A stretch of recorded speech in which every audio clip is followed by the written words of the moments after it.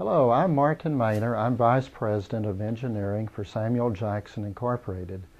What we're going to talk about is some of the features of the new Steamroller II and also contrast the Steamroller II with the previous Steamroller, what we now call the Steamroller I.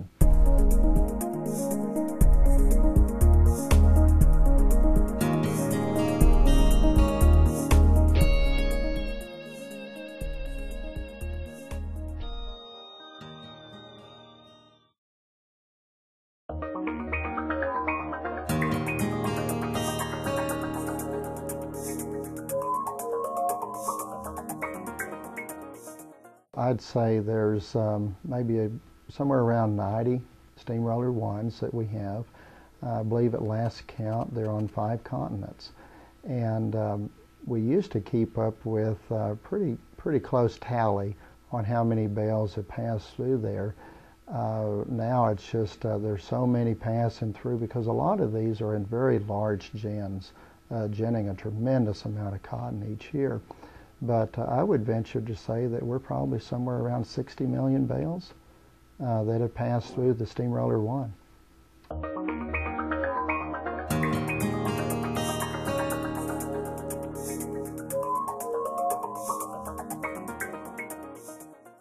That learning experience, both of our collective team, our design team, our service people, and certainly from our customers.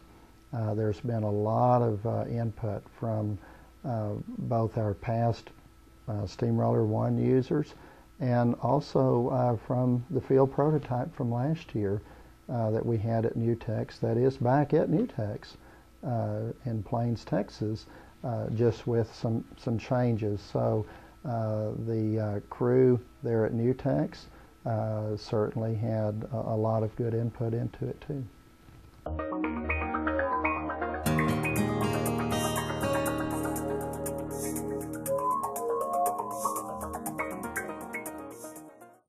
No, it does not. There's still going to be a lot of places where the Steamroller I will be certainly applicable for the size of the gin, the type of cotton they have, and the performance that they're expecting. So, no, we will continue to make the Steamroller I.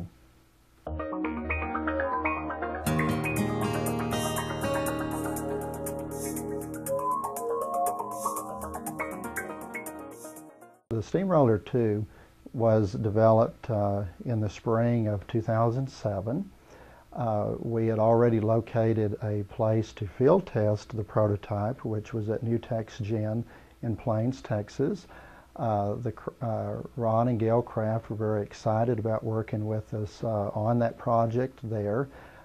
Prior to the Steamroller II, their method of applying moisture into their lint cotton had been what we call an MC, or moisture conditioning condenser. So that's what they had to compare their past experience with. But we developed it and operated it a little bit here in our plant just to see if the cotton bat that we simulated would flow through it. And then we had over 70,000 bales of experience in 2007 with the Steamroller II. Of course, there were some bumps and hitches along the way, as we would expect with a new development, but all in all, the machine certainly performed as good, better as than we could have expected. And so we knew that we had a winning concept. There were just a few tweaks that we made before making 2 more and then starting the 2008 season.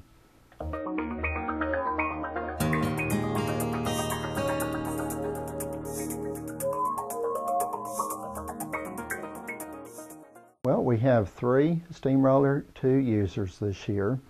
We field tested the prototype Steamroller II in the 2007 season. Now we have 3. One is at Nutex Gin in Plains, Texas. That is owned and operated by the Kraft family. We have another one that is operated at United Cotton Growers in Levelland, Texas. The manager there is Paul Wilson. And the third one is at Quarterway Gin, owned and operated by the Mason family in Plainview, Texas. And in all of these, they are experiencing just very, very pleased with the way the Steamroller II is performing, and the small amount of time that they have to clean it, and how it's compacting the bat for them before the press. It's just meeting all of their expectations. Two of these gins, Quarterway Gin and United Gin, had numerous years prior in operating the old steamroller, which the Steamroller II replaced at their gins. So they have a good amount of background from operating those to compare the new one with.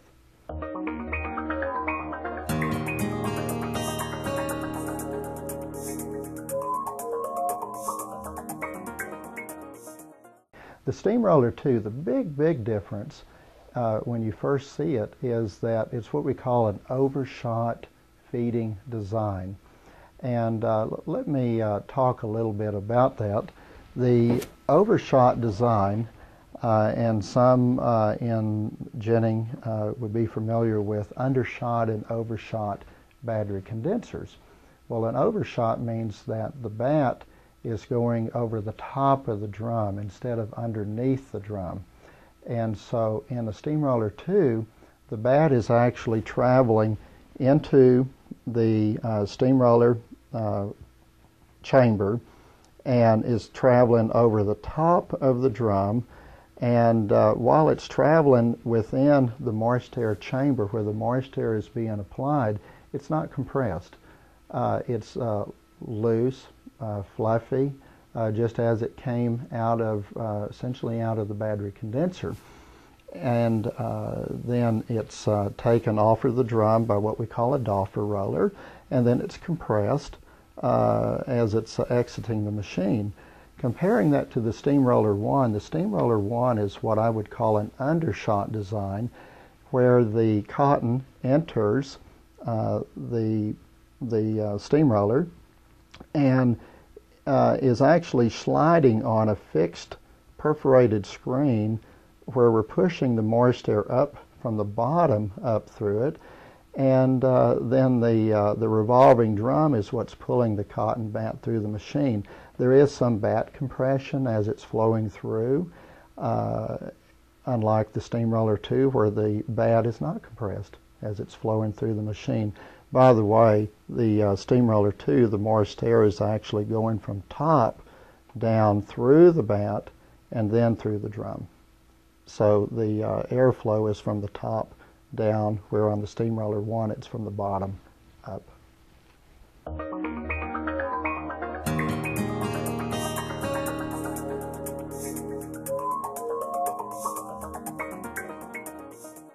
What we have found is that the thicker the bat is, the actual and fluffier, the actual better that the bat is at absorbing the moisture.